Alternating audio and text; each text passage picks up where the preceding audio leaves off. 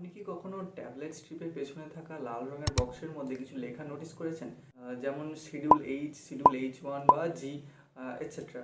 এইগুলো কোনো ওয়ার্নিং না, এগুলো হলো গুরুত্বপূর্ণ কিছু আইন।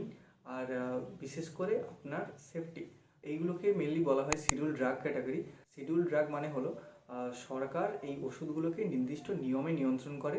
আর ভারতে এই আইন চালু হয়েছিল 1940 সালে, ড্রাগ অ্যান্ড কসমেটিক্স অ্যাক্ট এই অনুযায়ী।